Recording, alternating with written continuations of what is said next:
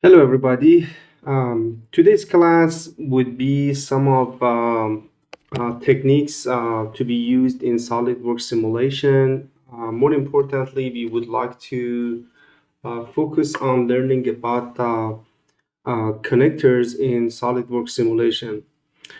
So far, when we are trying to set up a simulation using SolidWorks with either parts or assembly, and we tried the stress or frequency analysis and all of those whatnots, but we never really defined a connector in SolidWorks and see how we can do that.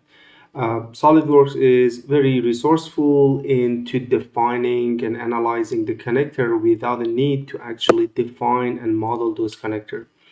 I can show you through the examples how the system works.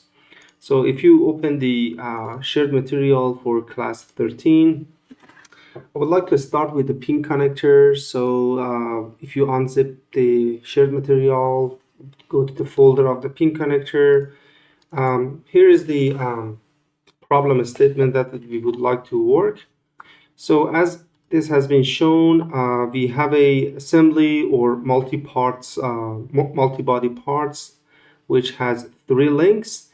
And the problem would say that the link 1 and link 2 are connected through a pin here, and link 2 and link 3 also are connected through this pin.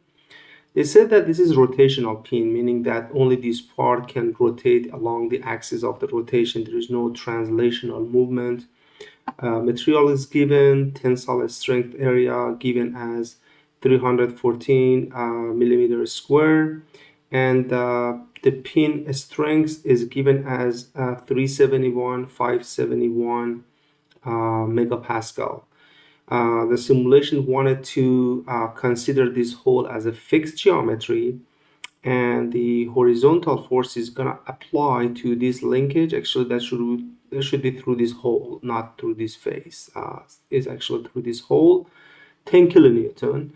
And we would like to know that if the pin is selected properly, meaning that if the pin can survive this maximum force without getting any failure.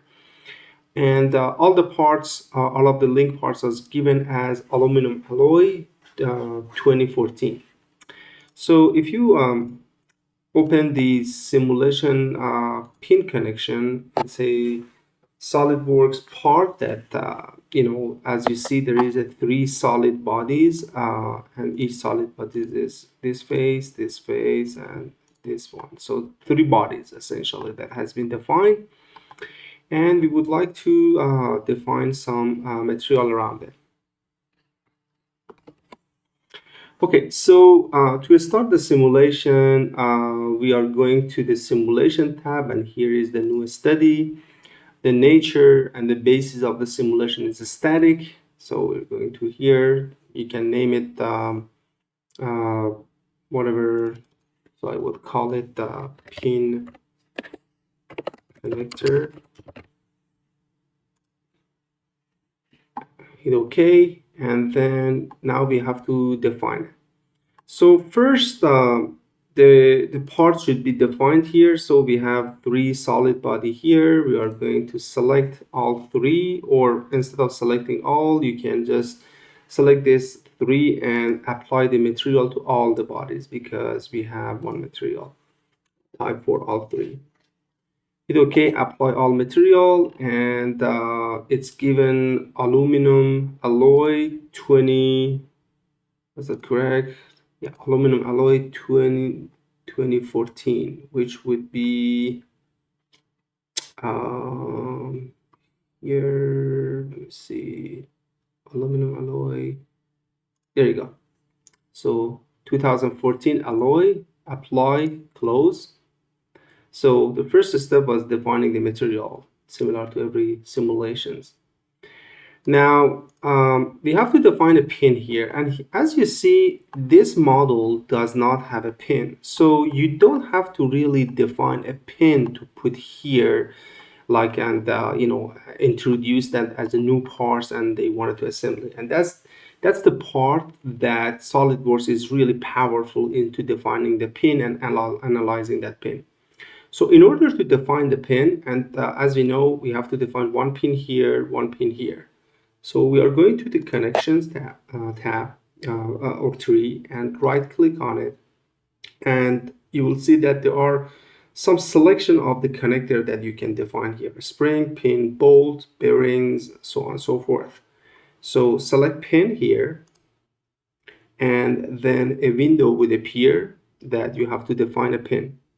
So in order to define a pin, the type is selected as pin, that's we wanted.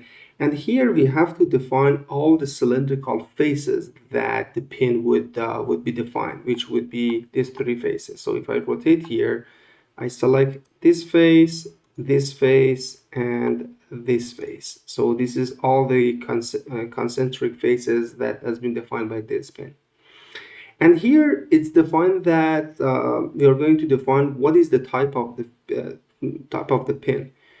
We are selecting there is no translational, because as it's only rotational pin. So this pinning only allows the rotational movement or pivot points around this point. So we select no translational or with retaining ring.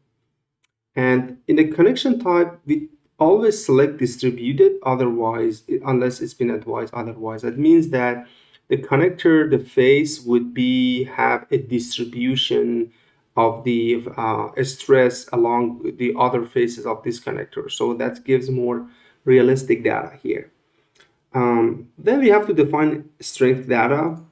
Click on the strength data, and this window is appear. So we can either define a custom, or we can define actually material for that. So by default is it alloy steel, but we know that it's being defined as AISI 1020. So that's a steel alloy.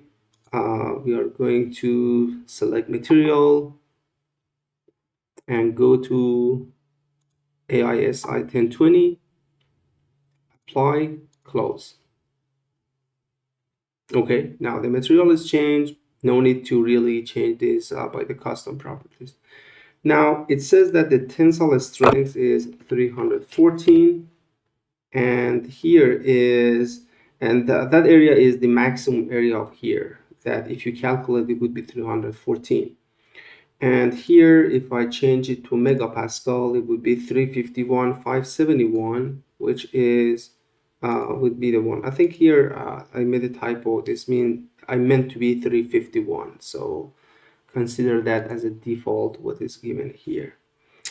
And the safety factor, we typically select 2, meaning that we wanted the pin and the connector to be twice strong rather than we select it's essentially has 100% of the safety of the margin.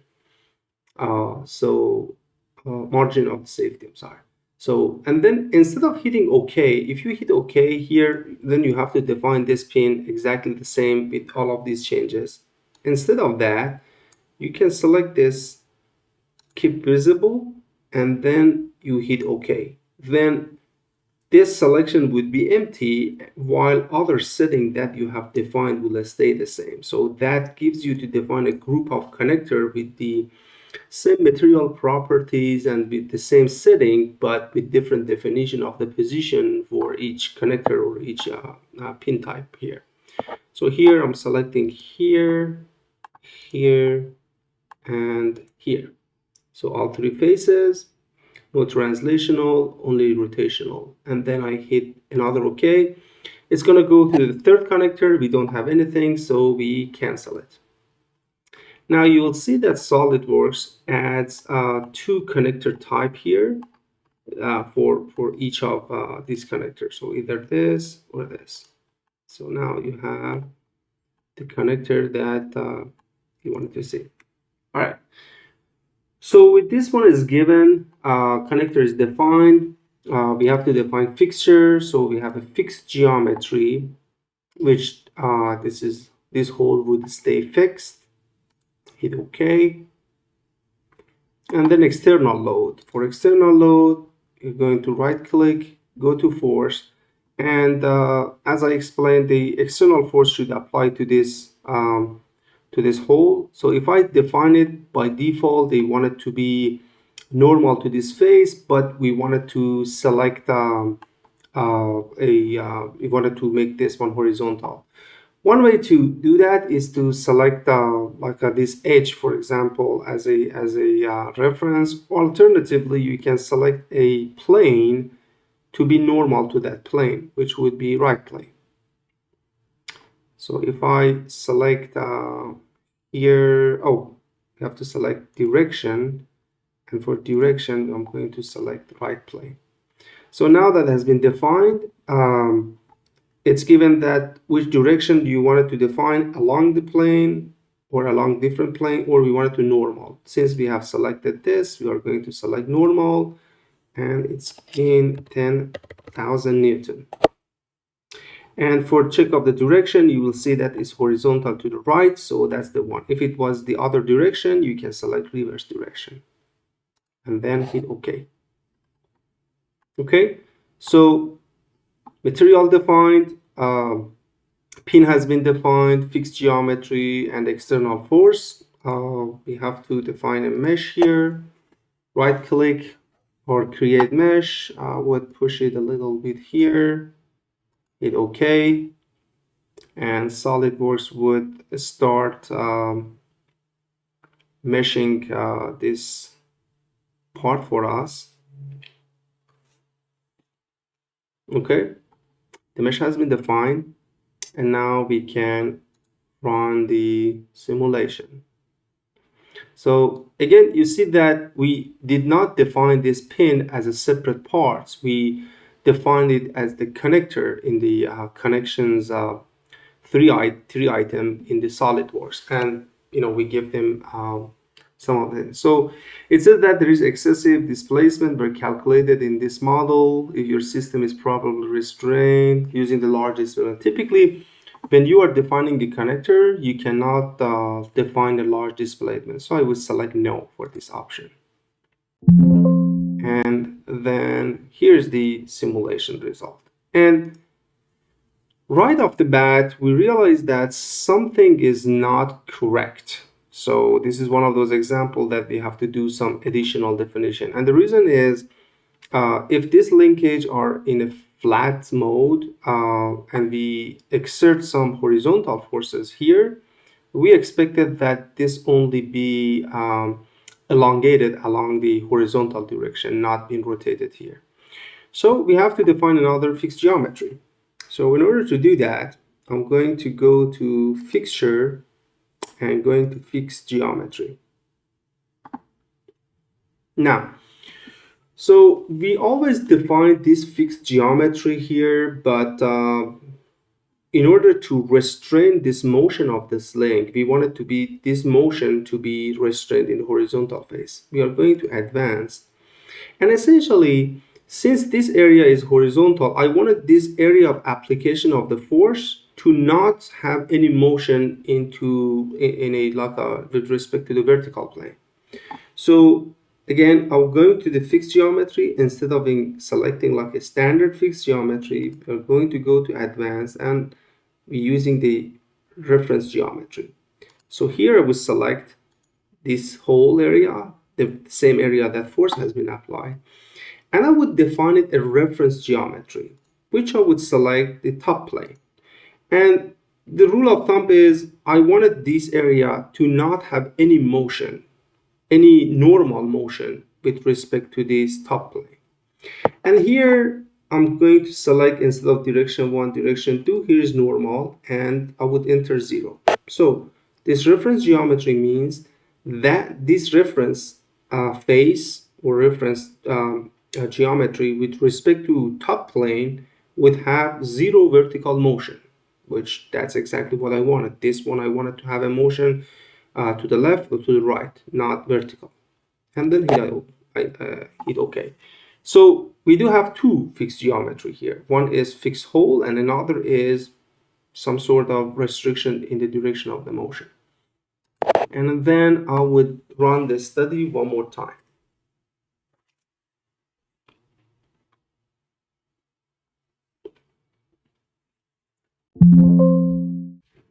Okay, now it's better. You will see that there is no rotational motion. Actually, this has been longer here. So if I'm going to displacement, um, it's obvious that in the left linkage, it's kind of like blue. And as we go to the right, more displacement would be appear here. Similar to other study, if I right click and go to animate, um, you can see an animation of the motion, and you see that this connector is kind of like under a lot of stress. And but as we know, this displacement is exaggerated. Displacement is not realistic because the maximum displacement is 0.2 millimeter, actually 0.02 millimeter. So that's very small motion. Okay, stop and then going back, getting out of it. So a few things that we have to define it. I mean, if I go to the stress of the one meter stress, you will see that the parts are totally fine because the yield strength is like 9 point something multiplied by 10 power 7, but this is like a 2 point something. So we are in a very good safety margin of that. However, something that you have to notice is this analysis is only applies to any part but the connectors. Connectors are not part of this. It means that if this result shows that everything is okay and the part is not going to fail, it means that all solid parts not going to fail. However, the connector might not be sufficient. They might not be appropriately sized for this setup. In order to just focus on the connector to see if they are adequate for this design, we are going to right click on the result, and here I'm going to select define pin/bolt check plot. Now it's going to add another plot for us. Hit OK, and here's the result. And it's showing that the need attention is 2 and the connector is showing as red. It means that something needs to be fixed. If I click on the connector 1 or pin connector 1, which is this, it shows that need attention, some factor of the safety. So we see that there are 3 joints, right? There is one joint here, one joint here, and one joint here. The factor of safety for joint 1 is more than 2 that we have specified, but for joint 2, we have some issues. It's less than the desired factor of safety of 2. So this does not satisfy the factor of the safety. It's not going to fail, but it's simply failed the 200% of the factor of the safety. And if I go to connector 2, that shows the same thing, which is the joint 2 is less than 2. And actually, the factor of the safety is smaller compared to another connector. So mechanically, this is going to survive for 10,000 Newton, but design-wise is not going to satisfy this factor of safety. And if I go to the detail of that, it shows that the shear force is being calculated as 4,926, and then there is another for a different connector. It's listed all the calculation that we have made that you don't have to really calculate it by hand, and it's full-blown calculation. And this is for joint 1, joint 2, and joint 3. And you see that joint 2 has like the weak point as has been calculated. Okay, so essentially the factor of the safety has been failed here. Before I close this calculation, one thing that we can do, and again, you're seeing that here, we can add the factor of the safety for the rigid parts. And you will see that if I'm going to find a factor of safety for all solid parts, and I hit OK, you will see that the factor of the safety at least is close to 4. But this factor of the safety is only for the solid parts, not the connector. Connector would be a different result. And you will see that the factor of the safety here is less than 2. The factor of the safety for the rigid part is close to 4. So you have to be careful of these distinctions. I'm going to save it and close this one. So this was a calculation of adding a pin connector here without actually needing a connector. In the next example, we are going to try different type of the connectors.